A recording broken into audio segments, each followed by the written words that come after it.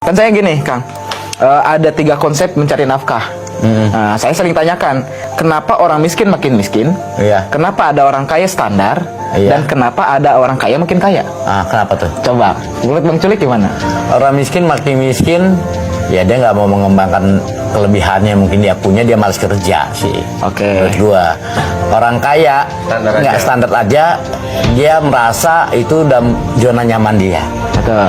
Orang kaya makin kaya karena dia terus mengembangin, diri. merasa optimis, bukan berarti dia kekayaan kurang nggak cukup. Betul. Ya kan, tapi dia merasa gua nih masih cukup waktu, masih punya cukup kemampuan untuk bekerja lebih rajin lagi. Itu menurut gua tuh. Oke. Logika gua gitu. Betul. Nah, yang 3 ini, kan ini konsep mencari nafkah, otomatis yang dapat duit kan ya. Nah, orang miskin makin miskin karena dia bekerja untuk orang kaya. Karena yang dibangun aset orang lain. Kenapa saya bilang miskin makin miskin? Karena inflasi di Indonesia itu jauh lebih tinggi daripada naiknya gaji. Sekarang harga pokok naik tiap tahun. Bensin mau naik. Iya, segala naik. Iya. Nah, sedangkan gaji paling naik berapa? Iya. Gitu. Iya. Kalau kita bekerja untuk orang kaya sampai kapanpun ya kayak gitu. Iya. Siklusnya ya 1, 0, minus 1. Ilmu itu apa? Ilmu itu sederhana, sesuatu yang mudah. Karena ilmu itu fitratallahi allati fataran nasa napa? Misalnya begini, saya orang miskin, nggak punya apa-apa.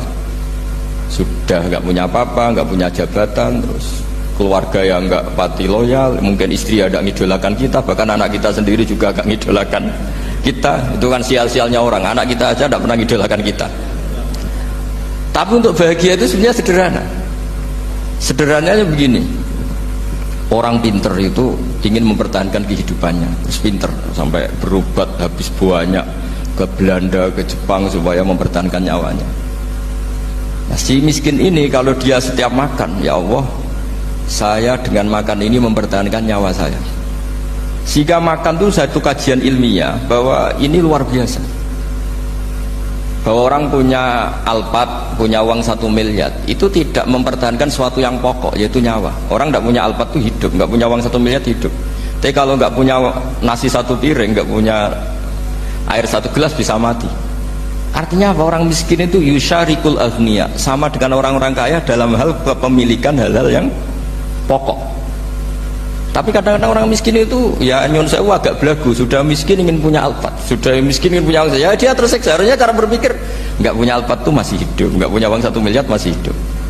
Yang punya Alphard hidupnya juga pakai nasi 1 piring, yang punya uang 1 miliar juga pakai nasi. Ya kalau itu kan sama, saya punya. Kalau gitu kan bisa miskin rasa kaya. Itu memang harus dilatih. Nah, kalau orang kaya kan rumahnya banyak di mana-mana. Memangnya kalau rumahnya banyak di mana-mana terus tidur di sini 1 jam, di rumah itu 1 jam, malah nggak bisa tidur kan? Tetap aja yang dipakai 1 kamar.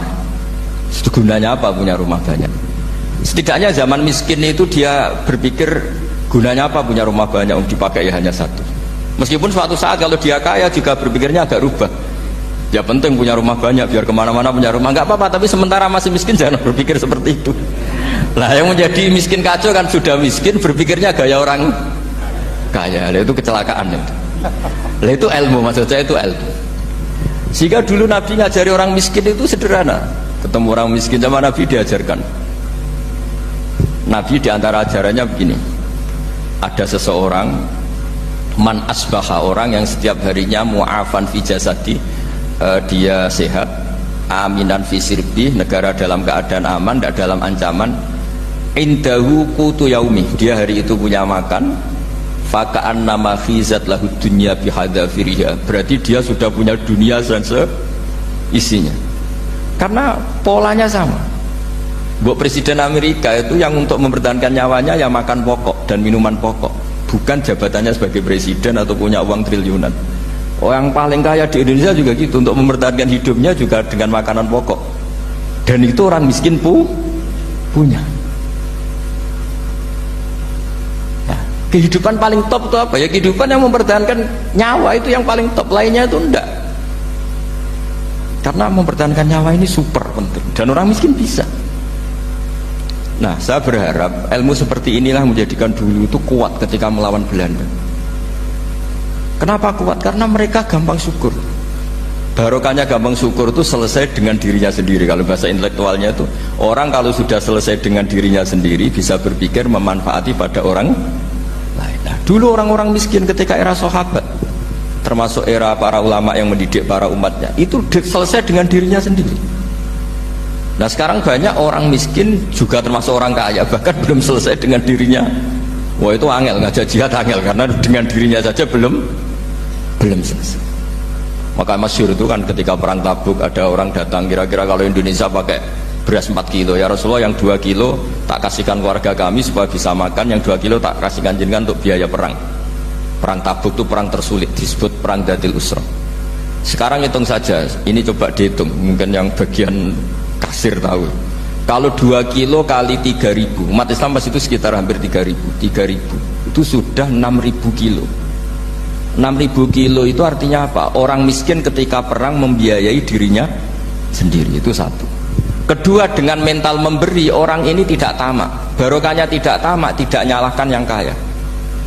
Efek dari itu apa ketika perang Tabuk? Sumbangan dari Sayyidina Utsman yang jumlahnya besar sekali, yaitu diantaranya 1.000 dinar. 1 dinar kira-kira 4,25 gram, berarti sekitar 4.000 gram. Itu bisa diberikan alat perang. Sumbangan dari Abu Bakar juga bisa dipakai beli kuda untuk perang.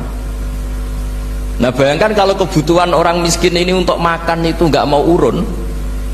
Wah usaha miskin nggak perlu urun, usaha miskin dipakai alasan terus.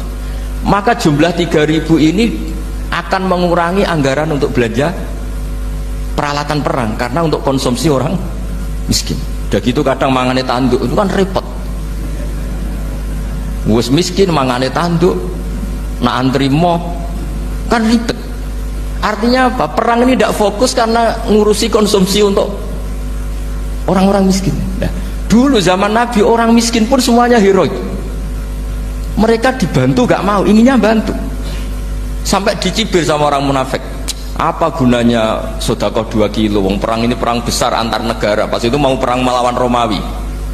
Sampai orang munafik bilang alladzina almizuna almuttawwi'ina minal mu'minina fis sadaqati walladzina la yajiduna illa juhdahum faskharuna minhum. Orang-orang munafik digambarkan Allah orang-orang yang mencibir sedekah kecil. Wong untuk perang besar kok sedekahnya hanya 2 kilo. Tapi yang mahal bukan 2 kilonya. Kalau ada 1 juta orang miskin menyumbang negara 20.000, itu artinya apa? Kita punya rakyat yang inginnya hubungannya dengan negara memberi. Tapi coba kalau kita 2 juta rakyat yang inginnya dari negara mendapat, pegawainya demo ya. Nah ini ajarannya Nabi yang luar biasa. Dulu Nabi itu bisa mendidik orang miskin pun bermental memberi. Nah barokahnya bermental mandiri ini mereka selesai dengan dirinya sendiri. Coba kalau mereka tidak bawa makanan sendiri ketika perang, mungkin kuda yang untuk perang, terus mereka berpikir, bu ini saja disembelih supaya kita bisa makan. Ribet kan? Ngapain beli senjata yang mutakhir, makan saja nggak bisa. Tapi barokahnya mereka urun sendiri, mereka selesai dengan dirinya sendiri. Ini hebatnya didikannya Rasulullah Shallallahu Alaihi Wasallam. Lalu dulu Mbah Hashim dan kawan-kawan itu berhasil mendidik seperti itu. Santri yang miskin-miskin itu kalau ngaturi kiai duwene telo itu kayak no telo, duwene wi itu kayak no wi. Sehingga kiai sing wis mapan-mapan, misalnya kados kula wonten kan mun setengah mapan, ya akhirnya yo iso mangan wi. Jebule wi ku yo enak. Santri yo seneng mergo kiai ini seneng pancen wis suwi mangan pizza misalnya. Nah, tapi nak sing melarat terus aku melarat kiai tak kei wi mosok doyan. Wis melarat medhit di alasan kan ribet kan. Ini yang perlu dihilangkan. Medhit kok berargumentasi. Yang mahal itu bukan winya, mental memberi. Orang itu kalau mentalnya memberi itu berarti selesai dengan dirinya. Tapi kalau tidak bermental memberi pasti tamak. Dan tamak itu mesti menghakimi orang lain. Maka dalam kitab hikam diterangkan penyakit terberat itu tamak. Kenapa? Karena orang pikir itu tidak ada kata-kata kitab hikam, bukan kata saya. Yang ada itu tamak. Misalnya gini, saya kenal PLT Bupati Kudus. Tidak pernah saya bilang beliau kikir, tapi sekali saya pernah ngajukan proposal tidak kesampaian. Wah, beliau medit. Jadi saya menvonis medit itu sebetulnya ya karena punya keinginan tidak kesampaian. Coba kalau tidak, bahwa medit itu orang serap penting. Misalnya anak-anak muda sama orang-orang cantik di Jakarta, pernah nggak kamu bilang itu sombong? Enggak kan?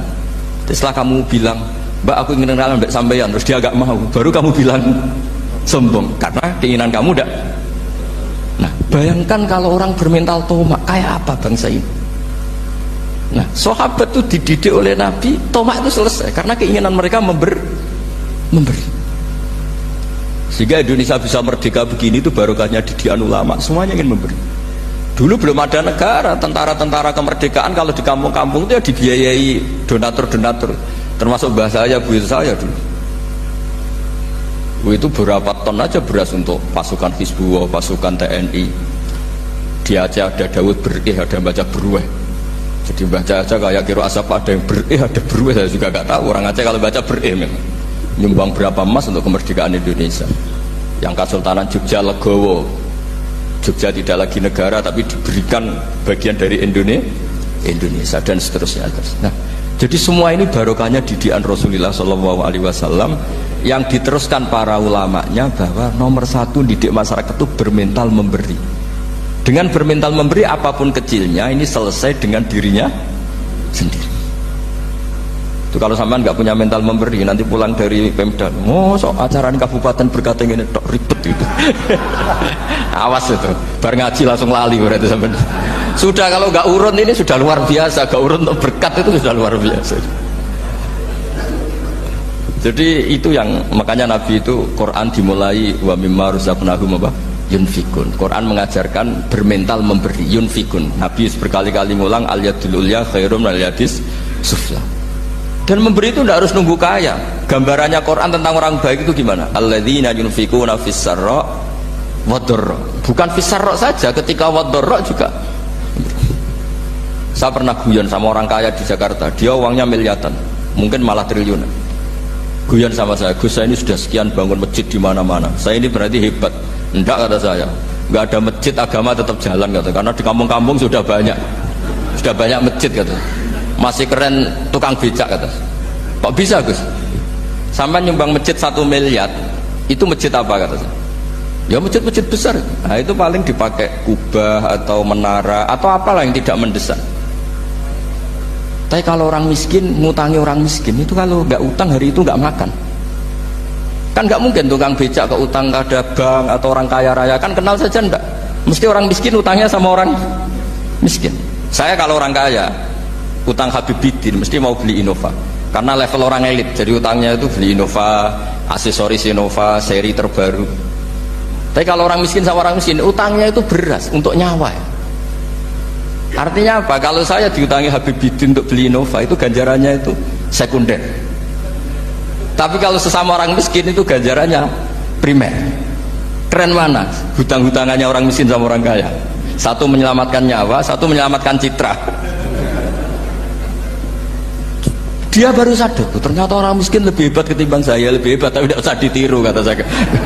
Cuma dia menjadi tidak sombong sekian miliar yang disumbangkan ke masjid karena dia menjadi tahu ternyata itu tidak bangga.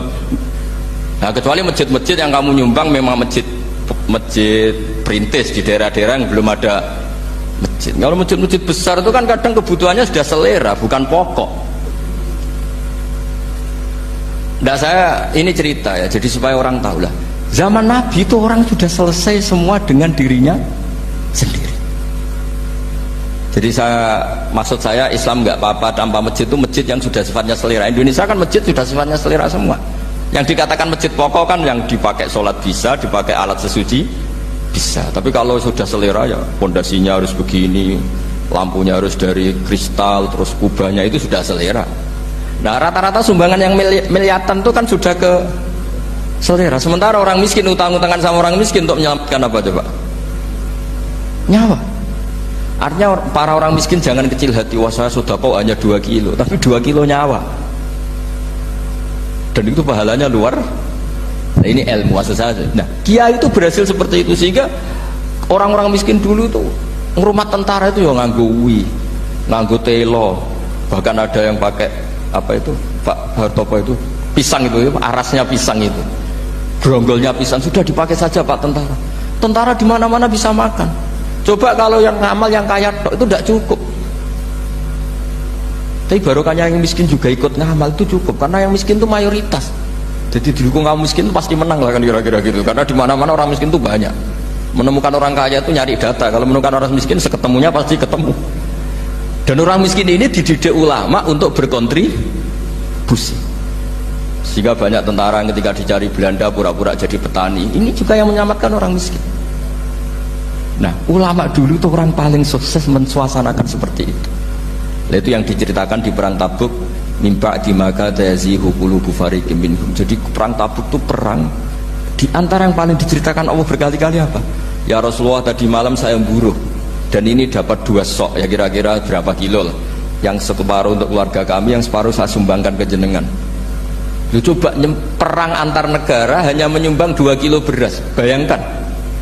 Tapi nilainya bukan 2 kilo. Kalau 2 juta rakyat Indonesia nyumbang 2 beras, artinya hubungannya dengan negara hubungan ingin memberi. Dan barokahnya hubungan ingin memberi, ora pati kecangkeman toma, ora pati kakean menuntut. Ini yang mahal itu yang gak ternilai itu. Dan itu menjadi kekuatan yang luar biasa sehingga umat Islam bisa mengalahkan pasukan Romawi. Nah, Indonesia dulu kira-kira seperti itu pra-kemerdekaan. Niki wonten ayat tentang kritik, ya, kritik terhadap pola atau watak dasar orang sing sugih. Mboten sugih desa, sugih kabupaten itu sing melarat, maksudnya sugih tenan. Umpama manusa nu miliki khazanahe rahmate Allah, itu mesti tambah medhit. Ya, artinya wong tambah sugih mesti tambah medhit. Senajan to medhite wong sugih iku jek luwih akeh timbang lomane wong melarat. Anggere medhite wong sugih nasional iku nak bayar zakat jek 1 miliar. Lomane wong melarat ya ora tau zakat wong melarat. Tapi sekarang itu di kota sedang dikembangkan logika infak, orang-orang kaya itu sadar infak. Makanya sekarang itu donatur-donatur kota itu sedang mengembangkan lembaga-lembaga agama itu sehat semua, karena memang sekarang itu trennya itu baru sadar-sadarnya orang kaya mau zakat, mau infak. Secara nasional wonten rumah zakat, ya, tenggene Jakarta wonten basis badan infak dan apa zakat. Dan lembaga-lembaga kayak di Universitas Islam Indonesia atau UGM ya wonten lazis lembaga infak dan apa zakat. Ya, terus rumah zakat, basis dan sebagainya. Itu keberhasilan ulama atau orang-orang baik, ya ulama atau ustadz atau orang-orang baik untuk memberi penyadaran sama orang-orang kaya. Logika penyadarannya itu mudah sebenarnya. Kalau kita mau berpikir serius itu mudah. Begini, orang tuh kalau punya mobil Mercy, ada mobil Mercy regane 0,5 miliar nopo sak miliar. Niku untuk perawatan niku kena nggo makani cah yatim 10. Kok oli ini mobil Mercy 500.000 piro. Paham nggih? Engko tuku bensinnya 1 liter sing super nopo niku yo larang. Semua peralatannya. Apalagi orang-orang kaya yang punya selera aneh, misalnya ngrumat bulldog atau herder. Niku jatah dagingnya itu 1 hari 5 kilo. Gue ngrumat cah yatim yo. Lah nak di herder sing sedina daging 5 kilo niku artinya nak 50.000 pun 250.000 ping sak wulan terus itu. Nggo ngrumat apa? Herder. Kalau orang-orang kaya kota itu kan aneh-aneh, kadang punya kebun binatang mini dan itu artinya biayanya apa? Tinggi, nggih. Sekarang tuh alhamdulillah di Jakarta, di Jogja, di mana-mana orang-orang kaya yang punya selera aneh-aneh itu memang tetap dilakukan, selera anehnya tetap dilakukan, tapi mereka sudah membandingkan dengan andekan itu disumbangkan pada fakir miskin atau pada yayasan Islam. Artinya tingkat keborosannya untuk hal-hal yang kayak begitu diinfakkan sama fakir miskin atau yayasan. Dan itu yang sekarang baru digarap kayak Ustadz Mansur dengan banyak bikin pondok tahfidzul Quran, terus ya banyak lah orang-orang yang menggalang dana dari donatur-donatur yang cara berpikir sekarang sudah mulai benar, yaitu dibandingkan kayak begitu. Mereka wong sugih itu nak mboten diingatkan begitu, biaya untuk asetnya itu lebih tinggi ketimbang napa umpama dienggo ngrumat sinten fakir napa miskin. Mungkin jenengan bayang wong rumat mobil senilai 1 miliar itu putaran perawatannya itu 1 bulan minimal masih 2 juta. Gue merumat apa? Nah itu gue dikesodakoh itu manfaatnya buat karuan. Karena tidak mungkin mobil rego 1 miliar kok oline rego ning dalan. Wah, pinten sama pinten itu selawe urang bae mboten. Nah sekarang alhamdulillah kesadaran itu ada. Tapi tetap saja ngendikane pangeran, kalau kamu yang menguasai aset dunia ini, tentu kamu akan takut lamsaktum khosyatal apa? Infak. Nah, sekarang tuh orang-orang tuh tertipu karena sekarang ada lembaga-lembaga donor, misalnya kayak orang-orang kaya di Amerika, di Eropa, itu mereka memang ada donor. Kalau ada gempa, ada tsunami nyumbang sampai miliar. Tapi mereka itu dapat uang dari karena menggarap aset-aset kita. Misalnya Amerika nggarap Exxon Mobil di Indonesia, nggarap berbagai perminyakan di Indonesia, Freeport dan sebagainya. Memang ada dana safety net, dana sosial. Ya dan memang miliaran karena dari aset triliunan tentu sementara kita sing mau dunia tidak separuh aja cek orang pula wong dunia induk mau 50.000 tidak separuh mau selawe ya. Tapi ini jadi pelajaran deh. Mana kalau matur nuwun sampai tiang-tiang kota sing menggalang itu. Sekarang itu ada kesadaran gimana orang-orang kota itu sadar bahwa saat mereka itu kikir terhadap fakir miskin, saat mereka kikir terhadap yatim piatu, toh mereka telah mengeluarkan uang puluhan juta untuk aset-aset yang mereka miliki. Pemenang sing nak diselera aneh-aneh itu tadi kayak merawat mobil mewah itu ya biayanya tinggi. Merawat benda-benda seni itu juga biayanya kemudian wong kota sing diselera mobil mewah sitok Alphard sak miliar wis ngono di mobil antik 5 golek suku cadange tok ning Jerman.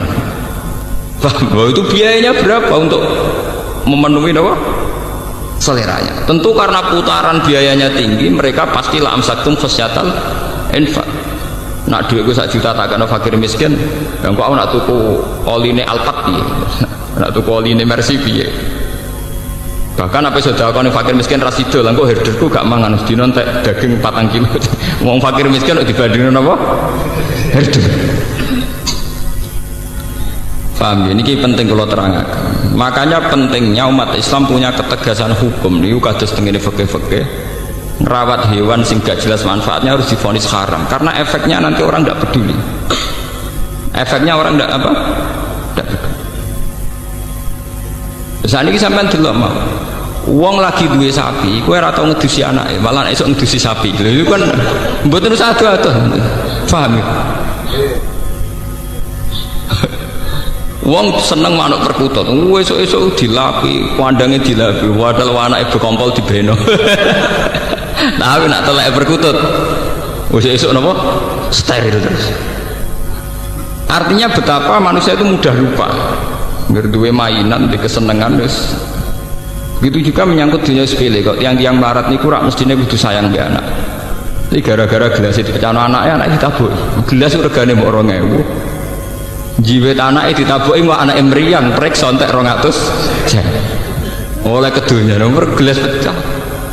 Nak kula tak haram tenan bojo kula nyentak anak perkara gelas pecah, TV mana ada gelas, TV pecah kira-kira ora tak sentak. Mosok anak kok dibandingno TV, anak kok dibandingno gelas. Ya itu tadi, karena kita merasa memiliki. Jadi cara ilmu hikam, cara tasawuf, kenapa terjadi khasyatan infak? Karena salahnya kamu tamlikuna khazaina rahmati rabbi, kamu merasa memiliki. Jadi awal dari kamu kikir karena merasa memiliki. Itu beda dengan dari awal kamu hanya merasa titipan, merasa itu milik Allah yang diamanatkan ke kamu. Karena itu bisa merekonstruksi, bisa merubah pola pikir Anda. Saya sampai di duit, merasa itu mau titipane pangeran, wae pangeran. Tentu cara kamu berpikir wa fi amwalihim haqqul lisaili wal mahrum, bahwa dalam harta yang kita miliki ada hak bagi orang lain. Tapi kan kita terbiasa dengan bahasa keangkuhan, ini milik saya, hak saya. Paham ya? Makanya cara ilmu tasawuf, wong nak salah awale mesti salah murine. Sing disebut al bidayah lahiyan nihayah. Al bidayah lahiyan nihayah. Kawitane perkara mesti dadi akhire perkara. Sampeyan nak duwe dhuwit 50.000 dari awal ngerasa wae pangeran mau titipan. Iku lomo ya gampang. Tapi nak dari awal ngerasa waekmu ya aneh. Sampeyan dadi kiai nak ana santri kirimane pangeran, cek bubar cek apa ya enteng. Dhisik sing nekakno pangeran saiki sing bubar pangeran. Tapi nak ngerasa wae ngaji kiai liya godhenge ra karuan. Terus meriang. Mergo ngrasa wae. Dadi iku ya ana asal usule, wong medhit, wong drengki ya ana napa? Asal usule. Paham ya? Ngrumat anak bojo nggih ngoten. Kula nu nganggep bojo kula ya amanate pangeran sing dititipno kula kan ngrumat anak nggih. Sehingga tingkat otoriter kita, tingkat otoritas tertinggi kita, tingkat otoriter ya sifat-sifat menang sendiri ya kurang. Wong aku diamanati ke otoriter. Coba kalau itu kamu, wong wedok wani wong lanang. Wong lanang pemimpin tertinggi. Oh, terus saya naik dhewe. Makanya itu ada orang salah langkah itu ya dari awalnya cara berpikir salah. Makanya kalau maknani wa tamlikuna khazaina rahmatir rabbing ngrasa duwe. Sebenarnya dia tidak pernah punya, tapi ngerasa apa? Ngerasa. Coba kalau zaman Kanjeng Nabi nak ngelatih wong lomo itu gampang. Wajan Nabi wong pinter, tidak ngelatih. Misalnya ada cerita gini, ini jadi pelajaran bagi kita. Suatu saat Nabi itu tanya Aisyah, saya ingin sarapan dengan daging yang tadi. Jadi Aisyah, wah muntelas ya Rasulullah, daging yang tadi sudah saya kasihkan fakir miskin. Jadi Kanjeng Nabi, kowe salah Aisyah. Sing mbok kekno sing ijek. Jadi alhamdulillah sah ijek ana sing ijek. Artinya kalau daging itu dimakan untuk kepentingan pribadi, kanggo selera. Niku entek, mergo dekne untuk hadud dunya, tapi justru dikekno fakir miskin niku ijek. Alhamdulillah sah kok ijek. Mun kula kena fakir miskin lha iku malah sing ijek. Sehingga orang-orang dulu itu karena anut Kanjeng Nabi itu biasa misalnya di duit 50.000 dikekno wong 20.000 digo ngamal. Mergo ben ana sing ijek. Paham gitu? Ben ana sing ijek. Nah, kita kan walian muni sing ijek wis ning kota. Pancen uteke wis Cina. Paham ya? Dadi niku Kanjeng Nabi cara nglatih pinter. Dari awal sudah dilogikakan begitu. Begitu juga masalah ibadah. Kita ini kalau istirahat, tidur atau santai itu jenenge ngenakno awak. Itu kan bodoh. Wong tidur layah-layah kukar-kukur ning ranjam kok jare ngenakno awak. Itu kan melecehkan harkat manusia.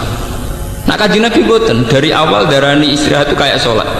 Kanjeng Nabi itu kalau punya masalah ekonomi, masalah beban sosial itu sering cerita ning Bilal, arifna ya Bilal. Mbok aku paringi istirahat Bilal, aku kasih istirahat. Apa istirahatnya Nabi? Yaitu saat Bilal azan dan bergegas melaksanakan sholat. Sampai Nabi ngendikan wa qurratu aini fis sholat. Aku itu tenang nak sholat Bilal. Sehingga beliau tersiksa kalau tidur itu tidak merasa nyaman karena menunggu sesuatu yang disenangi Nabi yaitu sholat. Sehingga kalau sholat, kalau kita akan kebalikan, sholat itu problem. Mergo ganggu wong tuh.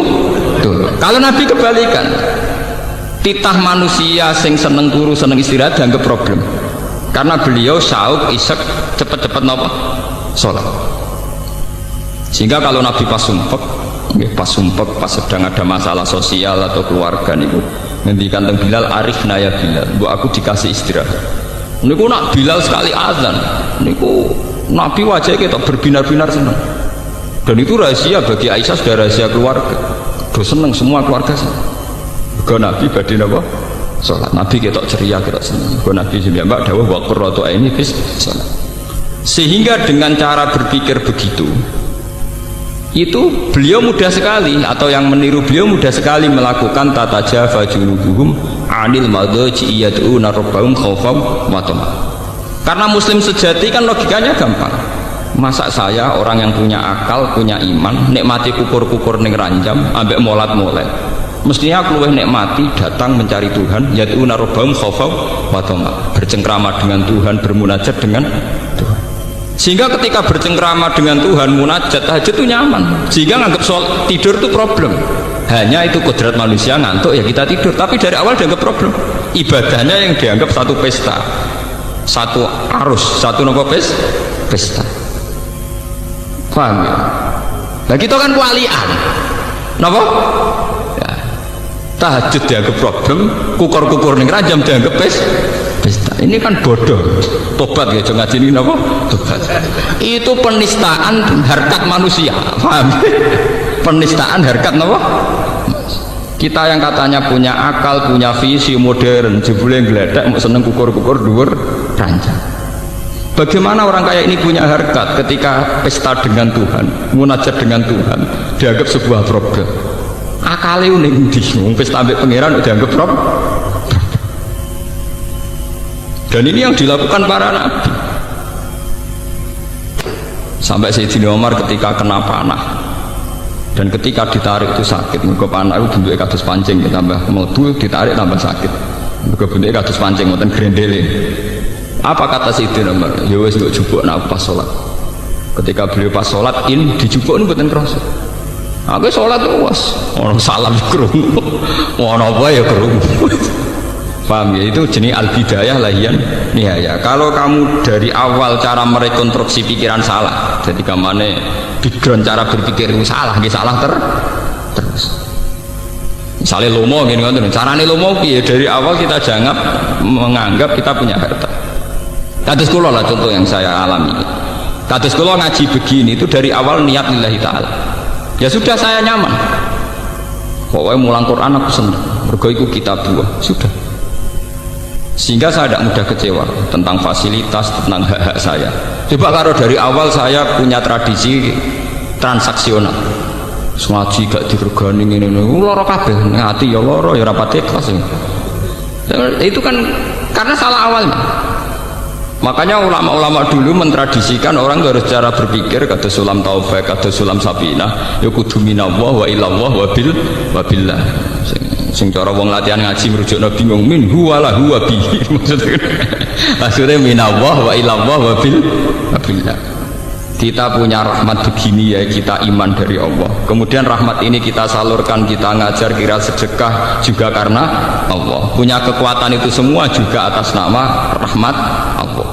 Sehingga itu membunuh keangkuhan, membunuh kepikiran, membunuh hal-hal yang jelek. Tapi dari awal kowe ngrasa dhuwit ku WM. Ketika sedekah ning wong ya ngrasa wong utang jasa mbek kowe, mengko dhuwit ku jare WM. Wong iku utang jasa ning kowe. Lah nek kowe didik 10.000 wis dadi pahlawan, kok pangeran sing di bumi ra dadi pahlawan, tekemu udah kok endi. Kowe semper ta semper. Mulan bener Quran ana wong ra ikhlas diarani kaumun sing layak kilun, wong ra ndek akal. Wong ra ikhlas cara Quran wong ra duwe napa? Akal. Logikanya jelas. Kalau saya punya uang 1 juta tak kasihkan orang, saya merasa pahlawan. Bagaimana yang punya bumi gak dianggap pahlawan? Wong kula iso liwat ngekekno fakir miskin liwat bumi ku wae pangeran. Engko aku di dhuwit kok adol jagung sing gawe jagung ya pangeran. Misalnya aku mergo dadi visioner dibayar dadi profesional sing nekdir rahmat iku ya pengen. Lha saiki didik 1 juta tak kena fakir miskin iso undat-undat. Iku nek ora saking semper wong. Makanya ikhlas itu logika tertinggi. Saya itu pernah seminar di Jogja ditakoi, kenapa Pak umat Islam menyarankan ikhlas? Jawaban itu enak. Ikhlas adalah logika tertinggi seorang manusia. Karena dengan ikhlas artinya kita berpikir objektif. Jika Anda punya uang 1 juta, kamu kasihkan fakir miskin, dan kamu merasa itu uangmu, itu namanya tidak rasional.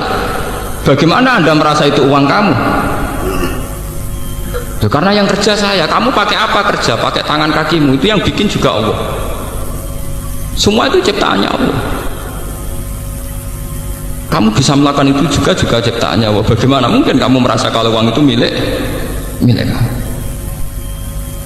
Makanya sama-sama ngaji Quran, nak wong alim yang kastanya tinggi, tentu dia akan baca walillahi mulkus samawati wal ardh, bahwa semua ini milik Tuhan. Ya akhirnya bisa melakukan innama nutimukum liwajhillahi la nuridu minkum jazaa'u wala syukur. Aku ngekek imangan kowe iku ikhlas, ya ora kepengin mbok wales, ya ora kepengin kata matur nuwun.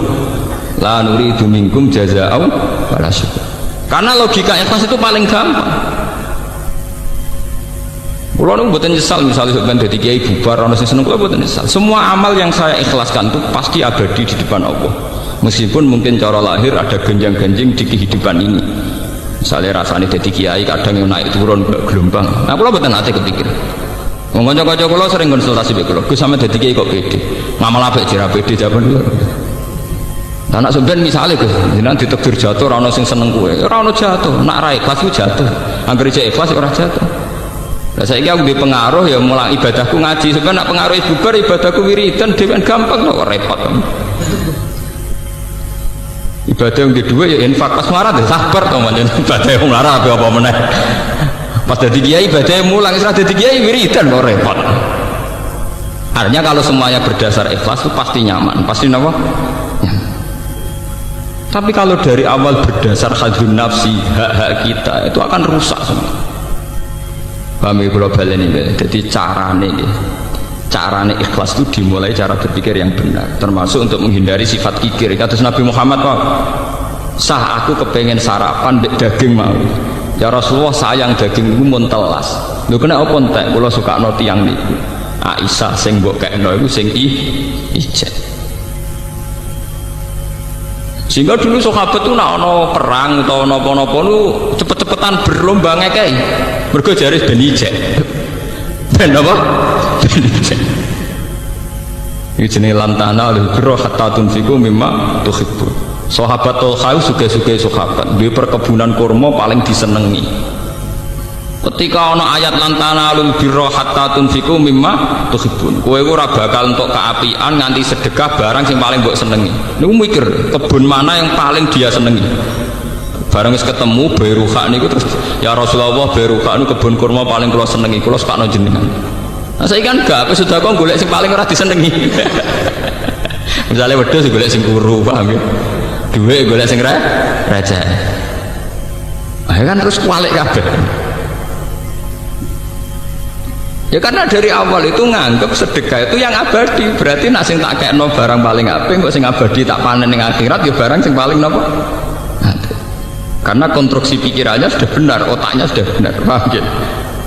Tapi kita kan boten nganggep yang kita kuasai itu yang masih, yang kita kasihkan orang yang iya.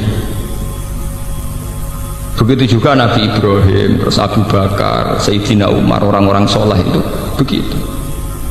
Kalau baleni malih ya, terus masalah cara berpikir itu kita harus anut Rasulullah. Di misalnya Nabi itu nganggap sholat itu istirahat, nganggap tidur itu kodrat manusia. Jadi tidur yang dianggap problem, bukan sholat yang dianggap apa? Sehingga coba zaman delok teng Quran, tatajafa junuduhum. Mereka mengangkat lambungnya, ngangkat songkot tempat tidur anil madoja. Lho bahasa Arab nggon turu ora jenenge nggon turu. Nggon turu artinya nggon setengah mati, nggon wong aras-arasen, nggone wong kukar. Sementara sholat itu satu pesta dengan Tuhan, satu komunikasi dengan Tuhan, Raja alam raya ini. Wong kowe ketemu presiden bangga mrakaruan. Mesti ini cara logika kita, lo sholat itu harus kastanya tertinggi karena tempat di mana saya munajat be pangeran, komunikasi be pangeran. Sementara ranjam statusnya mau tempat tidur, tempat harasan. Dengan logika ini kita mudah sekali mengorbankan sing jenenge tempat tidur demi sholat, paham ya? Nah tapi itu dari awal cara berpikir orang ngono, jangan ngantuk orang azan, waduh, wayahnya pisan, oh 2,5 munafik. Itu dalam terminologi Quran bahasa ekstrimnya itu setengah munafik logika begitu. Itu yang disebut Quran wa idza qamu ila sholati qamu kusala. Wong munafik ku salat tapi rasa-rasen. Jadi nak salat yo ana rasa-rasen ono semi munafik ya cara Quran. Lho niki tenan. Niku wonten ayate. Nggih wa idza qamu ila sholati qamu napa kusala. Supaya kamu tidak munafik nak salat kudu trengkinas karena kamu nganggap itu pesta. Satu kehormatan di mana kita hanya seorang hamba diberi hak komunikasi dengan Allah Raja alam ini. Dia cara berpikir diulang-ulang, kados kula harus diulang-ulang terus. Ya Allah, saya sedang komunikasi dengan Engkau Raja alam ini. Engkau adalah zat paling penting dalam kehidupan saya. Engkau adalah zat paling penting dalam kematian saya. Sehingga diulang-ulang. Dan itu yang dilatihkan Nabi Ibrahim kepada semua umat. Ini ku inna sholati wa nusuki wa mahyaya wa mamati lillahi rabbil alamin. Ya Allah, Engkau zat terpenting. Karena Engkau zat terpenting, sholat saya demi Engkau, hidup mati saya juga di tangan Engkau. Wa bidzalika umirtu wa ana minal muslimin. Dengan logika ini, dengan tauhid ini, nak urip kula terserah jenengan, mati kula terserah jenengan. Kula pun nyerah total, aslamtu li rabbil alamin. Kula nyerah teng jenengan. Atau sebagian redaksi wa ana awalul muslimin. Ya tapi tenggene umat Nabi tentu dirubah wa ana minal muslimin. Jadi terus total penyerahan dirinya pada Allah itu total. Dan ini rasional, menyerahkan diri pada zat agung, zat paling penting. luwih ra rasional meneh nasib mbok serahno ning tempat di utang akeh masalah akeh sembuh pokoke penting turu sik. Kowe turu artine rak nyerah. Semua badan kamu, akal kamu nonaktifkan, mbok offno, mau mbok pasrahno tempat tidur. Lho ngono kok ngaku pinter, paham iki? Paham ya? Ya kok ngaku soleh, kok mentolo, teke keliru, ngaku soleh, ngaku pin. Lewat ngaji ini sampean akan tahu kenapa tidur dianggap problem, sholat dianggap pesta. Las kematian juga begitu. Kowe nak ndelok mati, wak wedi. Wong Indonesia melarat lah mati wedi. Oh, sak urip-uripe ora tau duwe dhuwit, urip disia-sia tangga, nak jenenge mati tetep napa? Wedi. Coba kalau logika kematian kita rubah. Kados sing diajarkan Jalaluddin Ar-Rumi. Alhamdulillah teng Indonesia nak tiang-tiang kuno itu melok Jalaluddin Rumi, meskipun ora asal usule tapi melok-melok. Meskipun akhirnya dipakai teroris. Jalaluddin Rumi itu seorang sufi zuhud. Beliau terkenal sekali, tiang Khurasan tuh.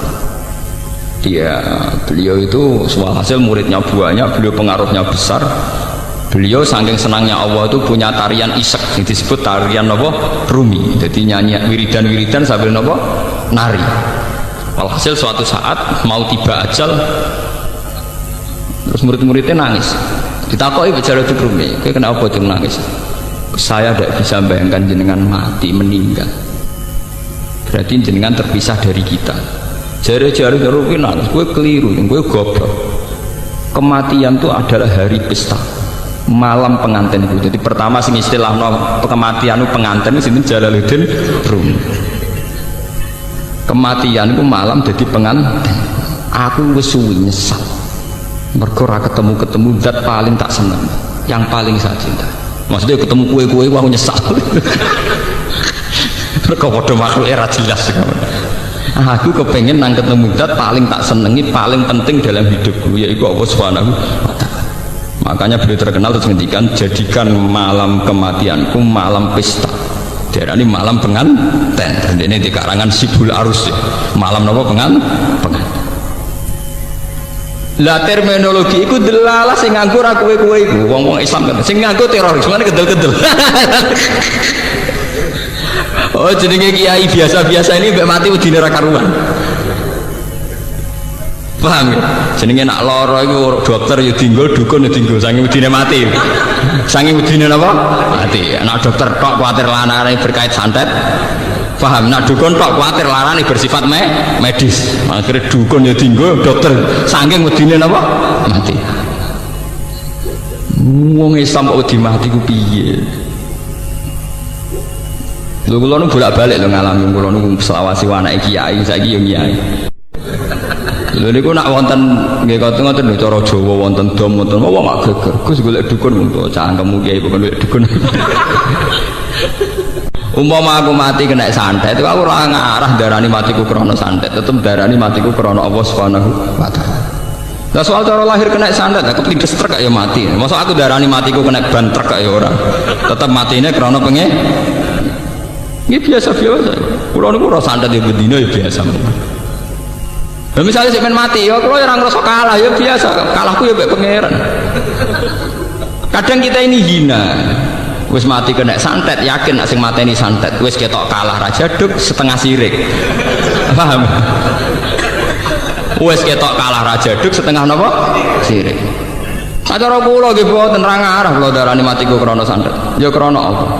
Tapi cara lahir santet, soal cara lahir itu iso kena truk, iso kena santet, iso ceblok ke pesawat. Paham ya? Tapi kabeh tetap kita ainul yakin innalillahi wa inna ilaihi rajiun, bahwa mati kita karena kehendak Allah dan kita kembali ke Allah.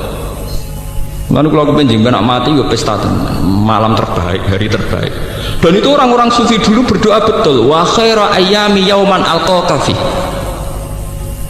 Orang-orang dulu pasti doa, Allahumma ja'al akhira kalami indantihai ajali la ilaha illallah. Tapi dan mereka berdoa wa khaira ayyami yauman alqaka fi, dan jadikan hari terbaikku adalah hari saat aku mati. Itu hari terbaik, hari terindah. Begitu juga yang dilakukan Bilal ketika Bilal badhe kabundut anak-anaknya nangis. Kowe kena apa nangis? Mugi jenengan badhe kapundhut. Kowe aja nangis. Ghadan nalqal ahibbah Muhammadan wa hisban sing diriwayatno Imam Ahmad bin Hanbal. Ghadan nalqal ahibbah Muhammadan wa hisbah. Malah aku nak mati nang ketemu Nabi Muhammad, nak urip ora ketemu-ketemu. Lah Indonesia mboten wis kiai jarene wis duwe tauhid yo wong medine pol mati wis pol. Oh uripe selase kere lah atau di duwe utang akeh mati to wedi. Kula nu alhamdulillah rapati wedi iki biasa. Mergo tak latih betul, inna sholati wa nusuki wa mahyaya wa mamati. Sehingga kita nganggap tempat tidur itu problem kodrat manusia, karena kita ditakdir manusia maka kita tidur, itu saja. Tapi nganggap sholat itu pesta, munajat. Dengan logika begitu kita kalau sholat itu seneng, kalau tidur sak kadare, paham ya? Nah kita sering kuale, sering apa? Muga-muga lewat ngaji iki sedora kuale. Pancen wong gunane ngaji pancen sing kuale dadi ora napa? Kuale. Paham? Makanya Nabi itu kalau istilahnya wa qurratu aini fis shalah. Terus itu ditiru oleh ulama-ulama kata Jalaluddin Rumi, darani itu malam pengantin. Terus sinten ulama era sinten-sinten, terus itu semuanya dimodifikasi, disyariatkan sesuai konteks masing-masing. Tapi secara umum mereka nganggap nak ibadah jenis mu'anasah. Mu'anasah itu bercengkrama asik. Ya cara bahasa gaulnya apa bercengkrama asik. Yang disebut tiang-tiang torekoh, terus orang torekoh gawe ajaran saya ala bidzikrillah tatmainnul qulub. Orang itu kalau ingat Allah, ingat fungsinya Allah, ingat ke eksistensi Allah, keberadaan Allah, tentu hati ini tenang. Ya, daripada gue yakin mati kena santet, ambek dukun sing ra tau wadus, ra tau salat, atau keren mati dijubuk malaikat Israel. Gagah kalah ambek malaikat Israel napa gak? Wong kok kalah ambek dukun ra tau wadus ngono gak gagah. Nah tapi jenengan nyasane mandi, sing mandi ke malaikat Israel. Gagah. Oke, terima kasih buat teman-teman semuanya yang sudah menyaksikan video ini. Mudah-mudahan bermanfaat buat kita semua. Dan buat teman-teman dimanapun Anda berada, mudah-mudahan selalu diberikan kesehatan, rezeki yang melimpah, barokah, dan bisa menyongsong kehidupan baru, guys. Banyak salah-salah kata dari kami, mohon maaf. Wassalamualaikum warahmatullahi wabarakatuh. Bye-bye.